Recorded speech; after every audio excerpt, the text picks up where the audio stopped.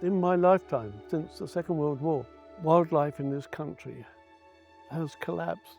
It is nothing like the country that I saw as a boy. But I've been coming up to this church for 22 years, and every spring we have swallows nesting in this porch, but this year we don't.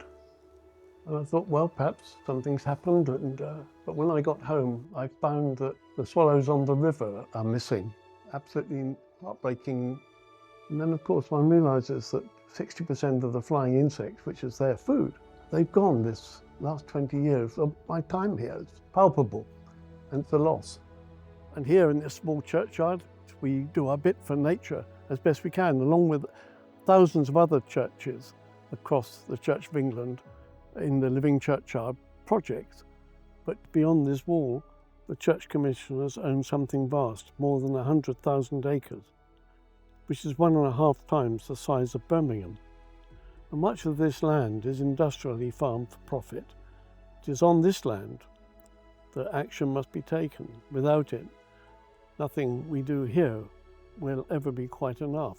About 25 years ago, it had got to the point where the grass was razored off and there was no life there at all. There's nothing there for nature. And I recognise that the only way that you can get change at scale on a site like this was to work in conjunction with our landlords for how we could recover nature.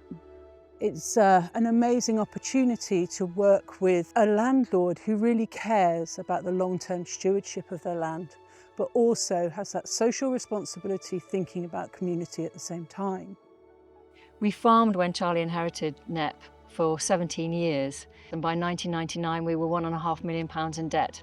So we began to think of working with nature rather than battling against it all the time.